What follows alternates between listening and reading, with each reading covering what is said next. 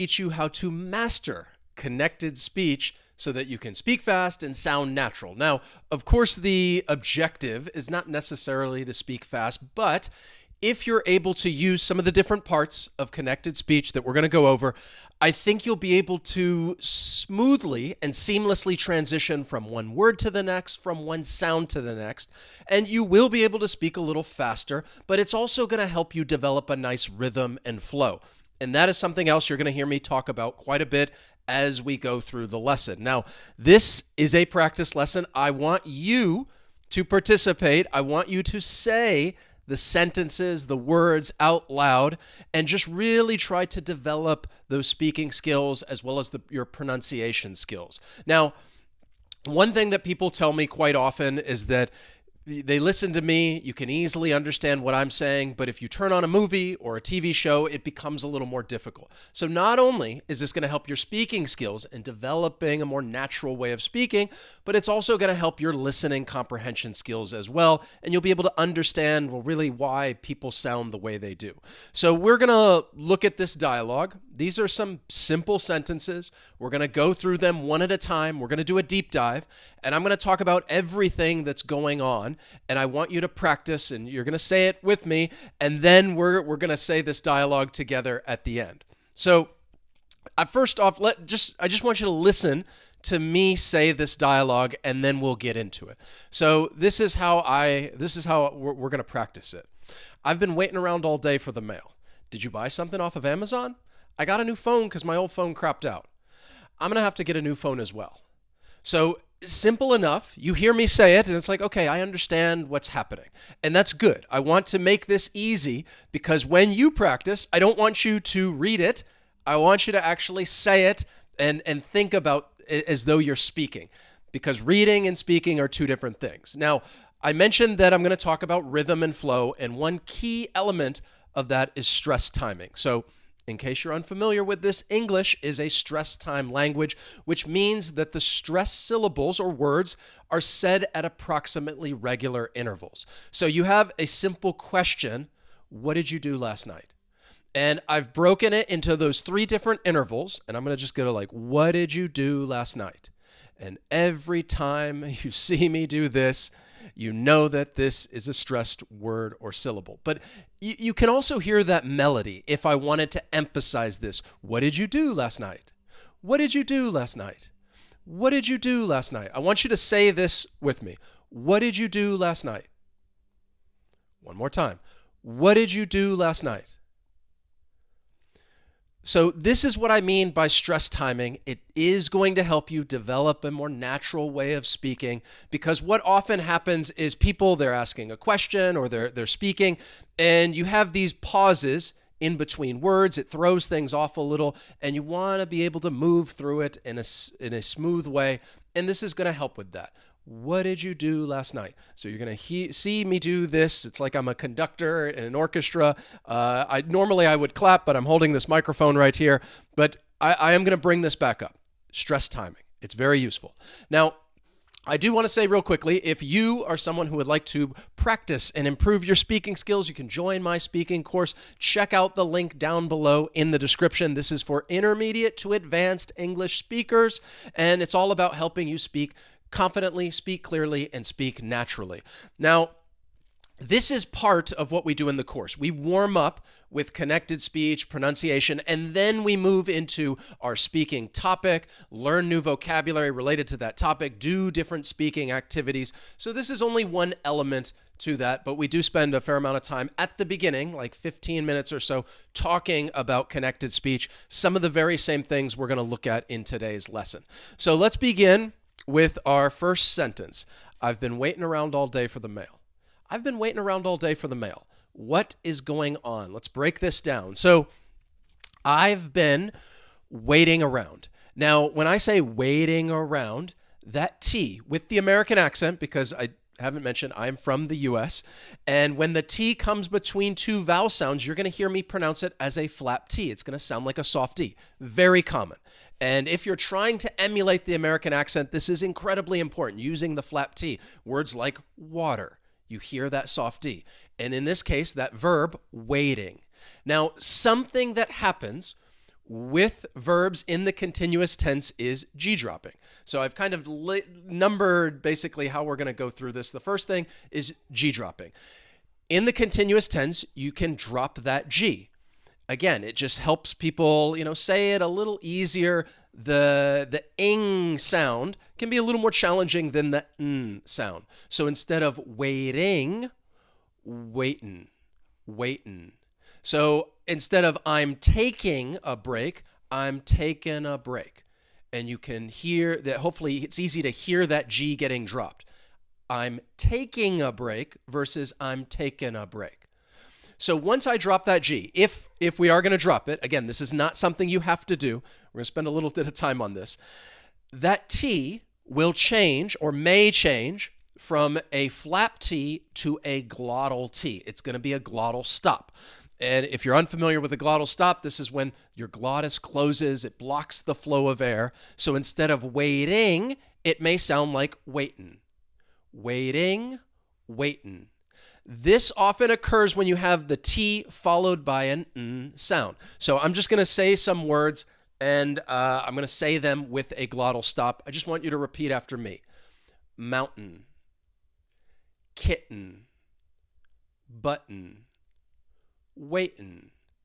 If you want more example with that glottal stop, if you think of somebody saying, uh-oh, uh-oh, simple enough, that is a glottal stop. You can hear it closing. Uh-oh, uh-oh, wait in, wait in.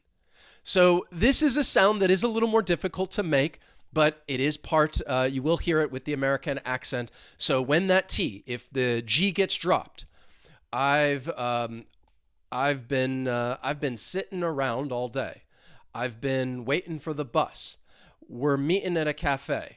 So again, meeting, waiting, sitting, there are quite a few verbs that end with a T sound.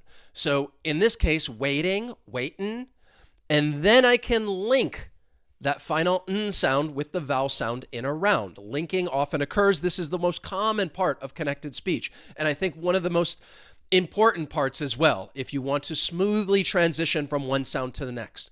Waitin' around, waitin' around. Repeat after me. Waitin' around. One more time. Waitin' around. Now, that final D in around, I could link that with all, waiting around all day. So this is very subtle, it's very soft, and it is very slight. So again, linking is, we're going to end with that ND. Your tongue is going to be up top, and then we're just going to release into the vowel sound in all. Waiting around all day. Now, the next part, for the mail. Simple enough. For is a word that often gets reduced. Instead of for, like the number 4, you may hear people pronounce it fur. That vowel sound is going to change. The, as I'm saying it right now, you could say the or the. There are 2 different pronunciations, one strong, one weak. In this case, because the next word ends in a consonant sound, I'm going to use the weak form. The mail, the car, the book. This is something I think you know. We're going to use that schwa sound instead of the. So this is what it's going to sound like. And I've put the linking and the phonetic spelling up top there. Hopefully it makes it a little easier. I want to say it 2 times slowly, and I want you to repeat after me. Again, this is all about practicing your speaking skills. And then we're going to say it one more time at a regular speed. Now, if you want to think about that stress timing, I've been waiting around all day for the mail. And you can hear that rhythm and flow. I've been waiting around all day for the mail. And again, you don't have to emphasize it like that, but just be aware that the melody, it exists. It is there, even if it's very slight. So let's say this 2 times slowly. Repeat after me, or if you want to shadow, try to say it with me. I've been waiting around all day for the mail. Let's say it again. I've been waiting around all day for the mail. And I am emphasizing that melody, but let's speed it up. Again, that rhythm and flow, those intervals are still there. I've been waiting around all day for the mail. I didn't tell you, but I wanted you to repeat after me one more time. I've been waiting around all day for the mail. All right, try to say it with me. Ready? I've been waiting around all day for the mail. I've been waiting around all day for the mail. I think shadowing really helps, especially if you're trying to maintain that same speed, which is very useful. Because again, we're talking about, not that you have to speak fast, that is not necessarily the goal, but if you're using these different parts of connected speech, it's just going to make it that much easier. So if you were practicing, let me know in the comments, in the chat, just write the word speaking, because I just love knowing that I'm not talking to myself and other people, even though I can't hear you, you're practicing and saying these sentences with me. So just let me know in the chat, in the comments, if you are participating. So the next sentence is a question. Did you buy something off of Amazon? Did you buy something off of Amazon? The first thing I want to point out, off of, this is a non-standard form that just means the same as off or from. Did you buy something off Amazon? Did you buy something from Amazon? I say non-standard because I wanted to practice more linking, but if you're talking about purchasing something from a website, you may hear people use off of Amazon. I bought something off of eBay. I bought something off of the internet. So we're going to use off of because I wanted to point that out, but also it allows us to practice more linking. So let's look at what's going on with this sentence. Thank you guys for participating. I love seeing all those speaking. Love it. So did you? I want to point out that assimilation may occur. This is another part of connected speech. It does not mean that it's always going to happen. You may hear somebody pronounce the two individual words, did you? But the D and Y, assimilation, these two sounds, they become similar to one another. Now, this is a specific part of assimilation, palatalization, and basically it's like those sounds are blending together and you're going to get more of a ch sound.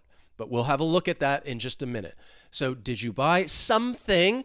Now, even if we're talking about words that end in an ing, you could still drop the G. It may happen, but it doesn't always. So you might say something, but again, you could hear somebody say something. And then off of Amazon, I can link that phrase together. This is a yes-no question, so you're going to have a rising intonation at the end. Did you buy something off of Amazon? Did you buy something off of Amazon? So you can see that did you, this is how I'm trying to spell it to represent that, something. But if you want to say something, it's fine. Again, I think it is a little more challenging to say the ing sound than just the n. And then off of Amazon. We can link that phrase together. Off of Amazon. I want you to say that after me. Off of Amazon. That linking is very slight, but this is why when you first probably started learning English and you heard it, I think this is the same way it is for every language. The first time you hear it, it just sounds like one long continuous word because you're unsure of where those breaks are. And linking is what makes it challenging to identify those breaks because the sounds are running together. So let's practice this question 2 times slowly and then 2 times faster. Again, if I wanted to emphasize that melody, that rhythm and flow. Did you buy something off of Amazon? Did you buy something off of Amazon? And you can hear those intervals. Hopefully it's easy to understand. So let's say it 2 times slowly. You can repeat after me or just shadow and try to say it with me. Ready? Did you buy something off of Amazon? One more time. Did you buy something off of Amazon? Now, let's say it faster, and this time you're going to hear that rising intonation. It is a yes-no question. Ready? Did you buy something off of Amazon? Did you buy something off of Amazon? I think everybody's familiar with Amazon as far as purchasing things online. Did you buy something off of Amazon? Okay, so again, there's different things going on. It's a pretty simple and straightforward question. But let's continue. Let me know. Again, if you're practicing, just write speaking in the comments, in the chat, so that I know that you are practicing your speaking skills. This is what it's all about. I don't want this just to be passive learning. I want to make it active learning as well. After all, this is interactive English. And if you enjoy actively speaking and learning with me, please subscribe, turn on notifications. That way I can become your teacher. My name's Wes. For those of you who if this is your first time here, and the channel is all about trying to help you reach your fluency goals. So that's a quick little plug that I forgot to mention at the beginning. So the next sentence, somebody asks that question, did you buy something off of Amazon? And the person responds and says, I got a new phone because my old phone crapped out. Now, crapped out, this is more American slang. And if you say that something crapped out, often it's used in the past because it's already happened. You're referring to some type of machine that basically either it's malfunction or it's broken altogether. So if you say your phone crapped out, it's not working. Yeah, my car crapped out, it's not working. Yeah, last week, unfortunately, our AC crapped out. So this is more American English. Saying something crapped out. I'm trying to throw a little vocabulary in there as we go through this. All right, excellent. Love to see everybody participating. Keep it up, keep it up. Just 2 more sentences to go through. So, I got a. Now, I mentioned when the T comes between 2 vowel sounds with the American accent, you're going to hear me pronounce it as a flap T. I think a word that I always come back to is water, water, water. That really you can really grasp that flat T. So, gotta. I'm going to link this phrase together. So I'm linking the flap T with the vowel sound gotta. I got a new phone because I can reduce this. You don't have to. I think a lot of people, when I talk about reductions with because, I know a lot of people are comfortable just saying because. There's nothing wrong with it. It's perfectly fine.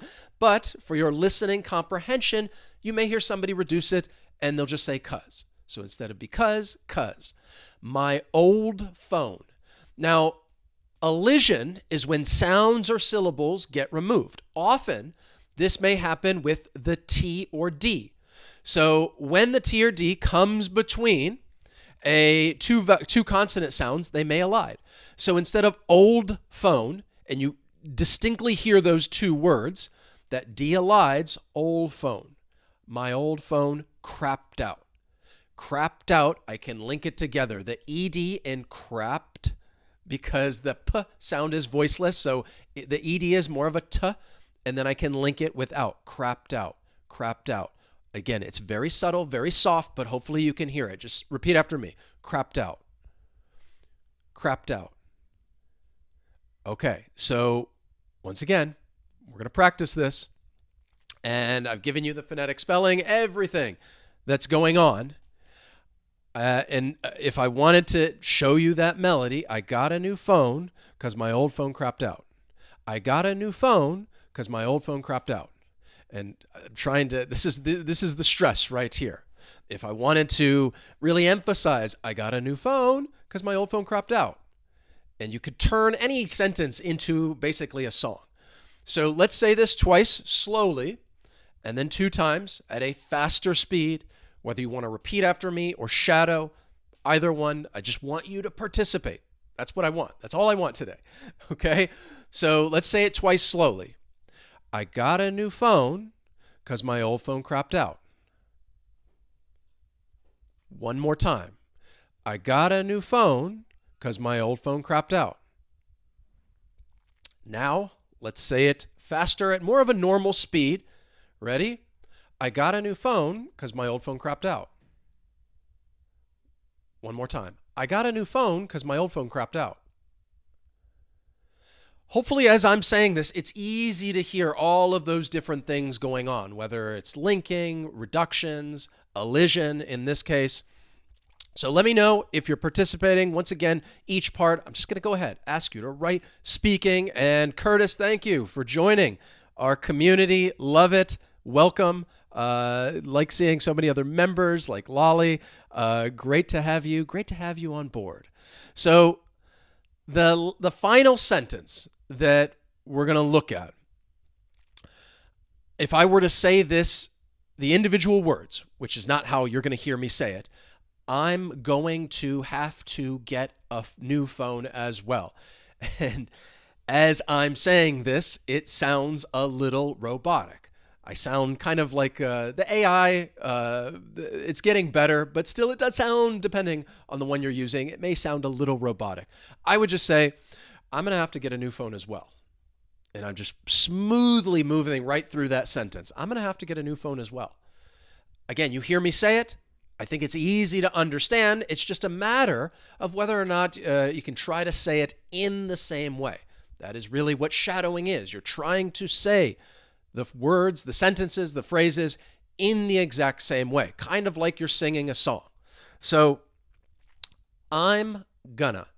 So going to, the first thing I want to mention is going to is often reduced to gonna. It is probably the most common reduction in English. You probably use it in just your everyday conversation because you hear it all the time. I'm going to go, I'm going to play, I'm going to walk, I'm going to exercise. Now, I will say if we have I'm gonna, you may hear people reduce it even further. This is something that I do, especially when I'm teaching and going through the course. Sometimes there's so much that I'm trying to cover, and I will reduce this even further, and it's going to sound like I'm gonna. Have to, I can reduce that to have to. Get a, once again, that T is going to become a flap T, and then I can link it with that vowel sound, get a. New phone as well. Phone as. You can hear me like moving that final consonant sound over to the vowel sound in as, phone as. So this is what it's going to sound like. And I will say, let's just look at that first part. And I want you to practice and tell me what you think, because I know a lot of people tell me it feels a little unnatural to say I'm gonna. I think people are very comfortable with I'm gonna. It is commonly used. I think you should stay within your comfort zone, because I'm gonna is very common. But just right now, for the sake of this lesson and participating in this activity, I want you to give it a try and just say I'm gonna. And then speed it up. I'm gonna. So again, what you might hear somebody in a movie, TV show, and this is why I think some people will say, oh, it's difficult to understand. They might say, look, I'm going to go to the store. I'm going to go to the park. I'm going to go to the gym. I'm going to go to the shop. I'm going to eat dinner. I'm going to. So what I'd like you, just in the chat, let me know. Just say, you can give me a thumbs up if you feel like it was comfortable and it was okay saying I'm gonna, or a thumbs down if it felt like a little awkward and you just didn't feel comfortable. So even though I'm giving you this now, because this is just the way that you're going to hear me say it in this dialogue. It's not something you have to do. I'm gonna is very commonly used, and it's perfectly fine. But you may hear somebody reduce it even further, I'm gonna. So give me a thumbs up if it's comfortable, thumbs down if you're like, oh, that's just weird and awkward, and I don't want to do it. Have to. I mentioned get a new phone as well. So this is the way I would say it slowly. I'm gonna have to get a new phone as well. And you can hear that rhythm and flow. I'm gonna have to get a new phone as well. I'm gonna have to get a new phone as well. Now, of course, I added have to in there just to have one reduction right after the other. Of course, somebody could say, I'm gonna get a new phone as well. And you don't even need to use have to. In this case, maybe you're just trying to emphasize that, oh yeah, you too. This is something that you also have to do. But I just put it in there to make it a little more challenging as we go through, say this sentence. One reduction right after the other can be a little difficult. All right, I'm impressed, you guys. So I see all these thumbs up. Okay, that's good. I'm glad that it does feel comfortable. This is something that if you've been following the channel and watched some different videos, when I talk about the American accent or connected speech or even do lessons like this is something that I've mentioned before, so you're familiar with it, you've heard it before, and maybe you've even practiced it already, which is great. So let's say this twice, slowly, and then more at a normal speed. So slowly, I'm gonna have to get a new phone as well. Sorry, I kind of botched that. I'm gonna have to get a new phone as well. Once again, I'm going to have to get a new phone as well. Now, let's speed it up. Maybe try to shadow, say it with me at the same time. I'm going to have to get a new phone as well.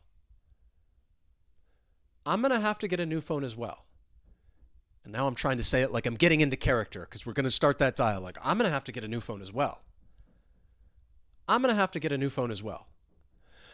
So now that we've gone through each sentence and talked about everything that's going on, let's practice this together. And again, I want you to say this out loud.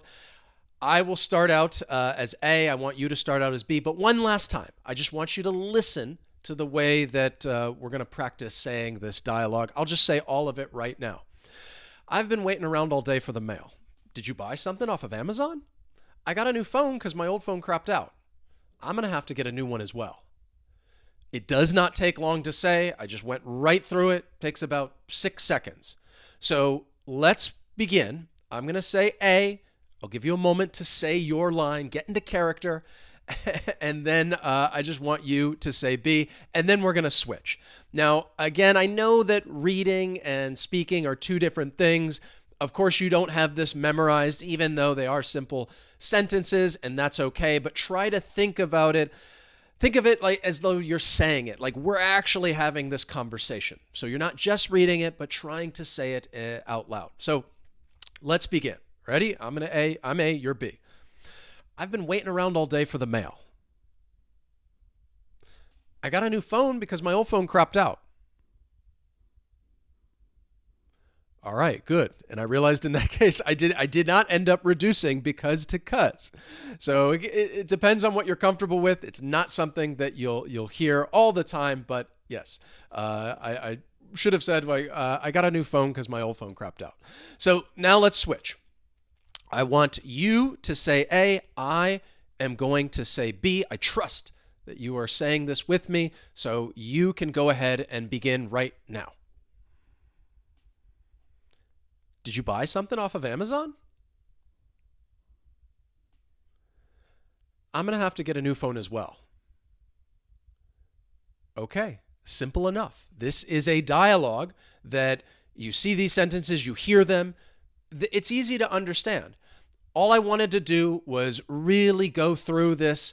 And like I said, we're doing a deep dive talking about all the different things going on. So when we isolate it in these different sentences, I think it's easier. But to as far as people saying well, movies, TV shows, it's more difficult to understand. Part of that is because it's just continuous. You're not breaking it down sentence by sentence and taking time to see what's happening so that your comprehension is perfect. You're just listening to people blah, blah, blah, blah, blah, blah, blah, and they're just moving right through the dialogue or telling the story. And then it does become a little more difficult for your ears to process everything. But just being aware of some of these things, like did you, people might say did you, or I'm gonna, may sound more like I'm gonna. In general, I think that is going to slowly help you improve your listening comprehension skills. So hopefully you enjoyed this masterclass and have a much better understanding of connected speech and the different parts and what's going on. There is more to this, and I promise in the future I will do more lessons like this mostly because I like them. I think they're fun. I enjoy doing these activities and having this dialogue. And then once again, if you are interested, not stress timing, this is also interesting and it helps develop that rhythm and flow. What I wanted to throw in real quickly at the end, this last plug, if you want to practice and improve your speaking skills, check out that link down below in the description. You can join my speaking course and the link will just take you to the course page so you can check out the class times and availability if this is something that you would like to do.